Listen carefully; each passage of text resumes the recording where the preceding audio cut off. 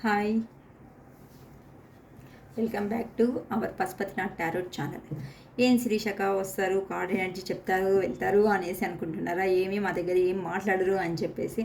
అలా ఏం లేదండి, మంచిగా మాట్లాడదా అనేసి నేను కూడా అనుకుంటాను. కానీ చాలామంది లెంతీ వీడియోస్ అవుతుందేమో అని చెప్పేసి భయపడుతున్నా, అంతే తప్ప ఎలాంటి ఉద్దేశం ఏం లేదు కానీ మీ దగ్గర.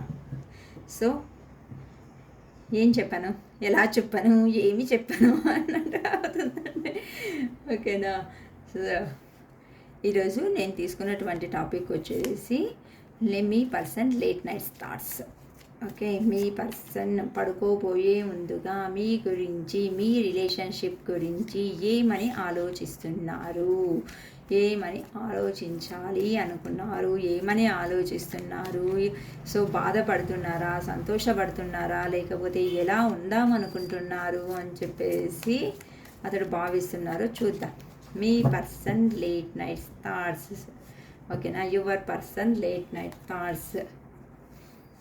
కార్డ్ షఫిల్ చేసేటప్పుడు వాళ్ళ పేర్లు కానీ వాళ్ళతో ఉన్నటువంటి మెమరబుల్ సీన్స్ అనేది కొంచెం రిమెంబర్ చేసుకోండి అమ్మా.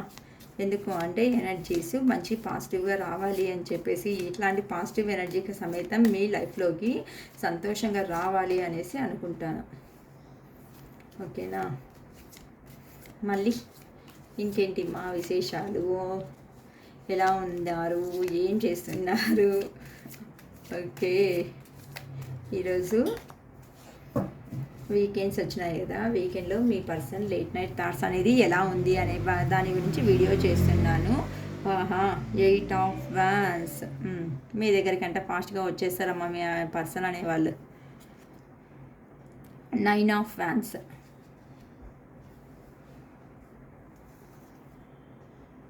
5 of cups. 6 of pentacles.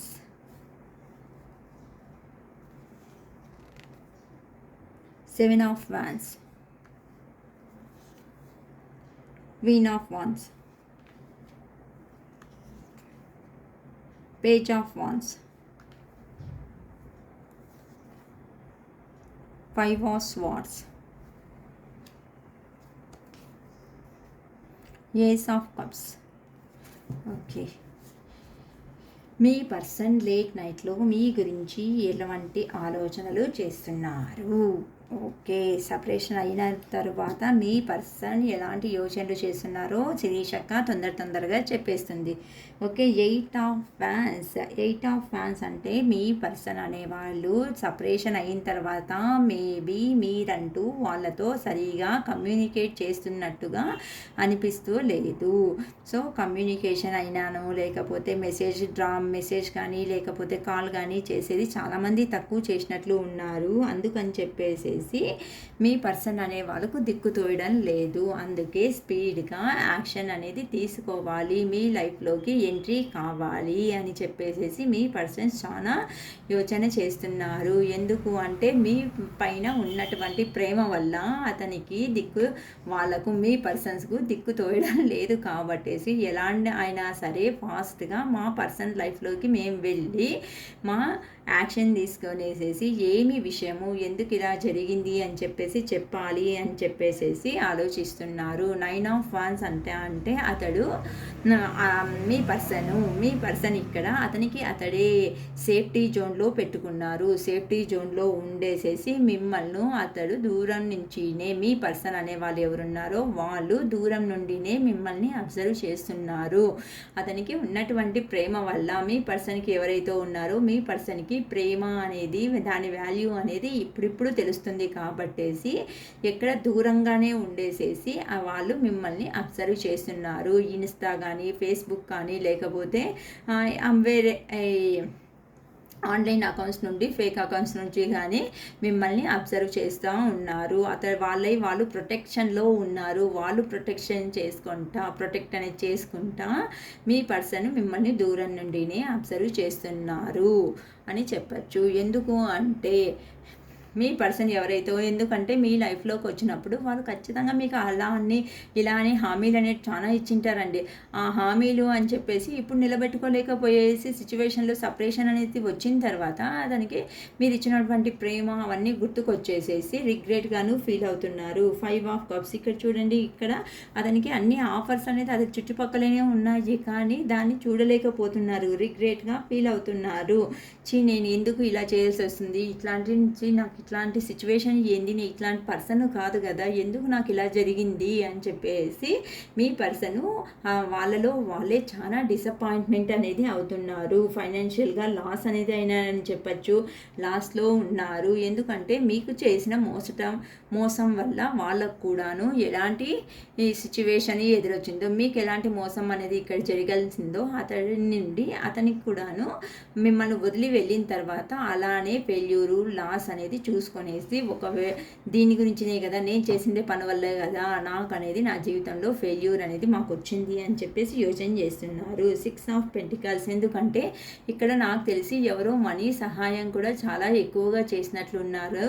అందుకని చెప్పేసి అదే మీ దగ్గర ఇప్పించుకొనేసేసి నేను వేరే వాళ్ళ లైఫ్లోకి ఇట్లా ఇచ్చేసేసినాను కదా, నేను చేసింది ఎంత మాత్రం న్యాయము అని చెప్పేసి ఆ పర్సన్ అతనిలో అతడే చాలా యోచన చేస్తూ ఉన్నారు. నేను చేసింది మీతో ఇప్పించుకున్నటువంటి ప్రేమ కానీ, లేకపోతే మీ దగ్గర ఇప్పించుకున్నటువంటి ఫైనాన్షియల్ అనేది కానీ, డబ్బుల విషయం కానీ, లేకపోతే ప్రేమ విషయం కానీ మీ దగ్గర తీసుకునేసి అది మీకు ఇచ్చేనంటే న్యాయం అవుతూ ఉండే, కానీ మీకు ఇవ్వకోకుండా వేరే వాళ్ళకి ఇచ్చినారు కదా ఇక్కడ. సో వేరే వాళ్ళకి ఇవ్వడం వల్ల ఏం జరిగింది, మీ దగ్గర మీకంటూ ఎట్లాంటి పెయిన్ అనేది ఇచ్చినారు మీ పర్సన్ అనేవాళ్ళు, అతని లైఫ్లోనూ అదే పెయిన్ అనేసి అతడు చూసుకున్నాడు అనమాట. అదే దొరికింది, నేను చేసింది తప్పు కదా. సో అతనికి వాళ్ళు పెయిన్ ఇచ్చిన తర్వాత అతనికి అర్థమయ్యింది, ఇలా మీరు చేసినటువంటి సహాయం ఏదైతే ఉందో ఆ సహాయాన్ని గుర్తు చేసుకుంటూ ఉన్న చోటునే ఉండి చాలా కష్టపడుతున్నారు. సో ఇతన్ని చూడండి ఎలా ఉన్నారు, అతడు చేస్తుండే పని పైన కూడా కాన్సన్ట్రేషన్ అనేది లేకోకుండా, ఇక్కడ చూడండి ఇవంతా స్లిప్పర్స్ ఒక్కొక్కటి ఏం వేసుకున్నారో అతనికి తన పైన కూడాను లేకపోతే ఎందుకు ఇలా జరిగింది, ఎందుకు ఇలా జరగాల్సి వస్తుంది, ఎందుకు ఇట్లా నా రిలేషన్షిప్ అనేది నేనే చేతులారా స్పాయిల్ చేసుకున్నాను, ఇప్పుడు ఎంత ప్రేమ ఉన్నాను సಮೇతం నేను దాటి సపరేషన్ వచ్చేసిన తర్వాత మా పర్సన్కి ఏది నేను చెప్పుకోకుండా నేను చేసింది తప్పు కదా అని చెప్పేసి అతనిలో అతడే చాలా చాలా కుమిలిపోతున్నాడండి, బాధపడుతున్నాడు అనేసి కూడా చెప్పచ్చు. ప్రేమ అయితే ఉందక్క అంటే ప్రేమ 100% ఉంది, కానీ ఇష్టం ఉంటే సరిపోదు కదండి. ఆ ఇష్టాన్ని వ్యక్తపరచడం కూడాను మంచిగా చెప్పాలి కదా. ఆ ఇష్టాన్ని వ్యక్తపరచుకోకున్నప్పుడు లోపల ఎంత పెట్టుకుంటే ఏం లాభం వస్తుంది.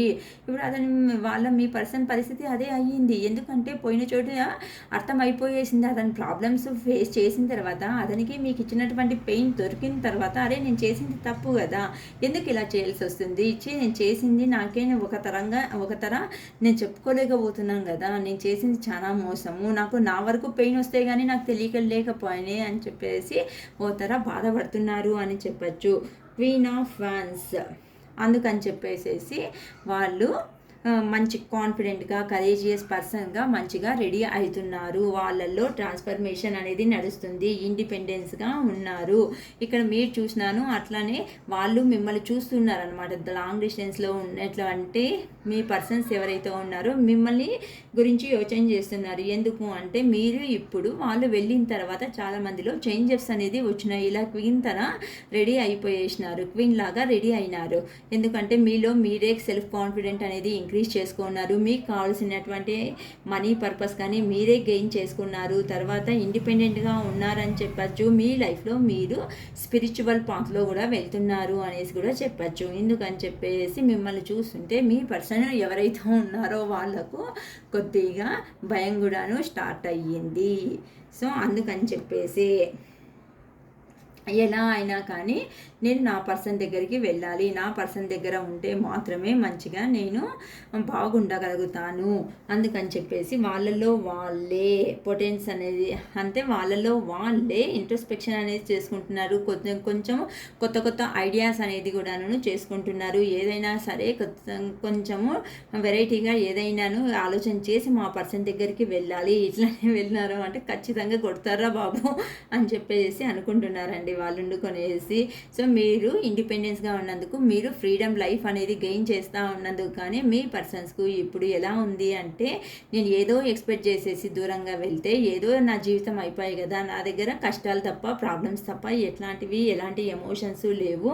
సో మా పర్సన్ దగ్గర ఉంటే మంచి ఎమోషన్స్, మంచిగా ప్రతిరోజు పండగే అనే లెవెల్లో బాగా ఉంటా ఉండే కదా. నేను అనుకున్నటువంటిది అయితే నేను సాధించగలిగినాను. సో ఇదిలో చూడండి ఎంత అహం అనేది ఉంది. ఇక్కడ చూడండి మనుషులు కూడా దూరం అవుతున్నారు. ఇక్కడ అతనికి అనిపిస్తుంది అనమాట, వచ్చి నేను అనుకునేదైతే నేను సాధించగలిగినాం కానీ, బట్ నేను సాధించిందే దాంట్లో నాకు సంతోషం అనేది ఏం దొరికింది? ఫైనల్గా మనుషుల్ని దూరం చేసుకునే కదా నేను ఇక్కడికి అనేది జీవితంలో వచ్చింది. ఇప్పుడు నాకేం సంతోషం అనేది దొరికింది అని చెప్పేసి అతడే కొద్దిగా ఫీల్ అవుతున్నారు. నేను మనుషుల్ని అయితే నేను అనుకునేదైతే సంపాదించగలిగినాను కానీ మనుషులను దూరం చేసుకున్నాను. సో మనీ కావాలా, మనుషులు కావాలి అంటే మనీ ఎంత ఉన్నాను సమేత మనల్ని అర్థం చేసుకునే ఒక మనిషి అనేది మనతో ఉంటేనే జీవితం అనేది బాగుంటుంది కదా. అందుకని చెప్పేసేసి ఇలా మీ పైన ఉన్నటువంటి ప్రేమ అనేది ఇలా పొంగిపోతూ మీ దగ్గర ఉంటేనే మంచి జీవితం అనేది బాగుంటుంది.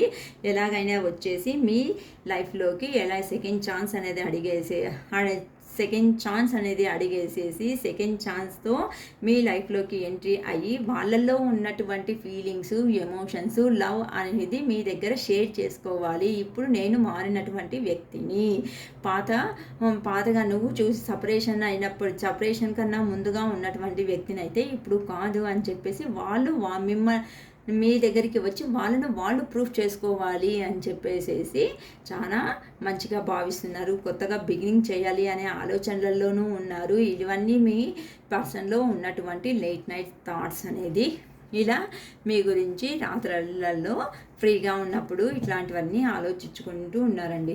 చాలా మంచిగా వచ్చిందండి రీడింగ్ అనేది. మీకు రీడింగ్ ఏవైతే కావాలి అంటే డిస్క్రిప్షన్ బాక్స్లో నా ఫోన్ నెంబర్ ఉంటుంది. సో 3 క్వశ్చన్స్ అయితే 111 రూపీస్ అవుతుంది. లేదు మేము ఫుల్ రీడింగ్ తీసుకుంటాము అనేలాగుంటే 555 రూపీస్ అవుతుంది.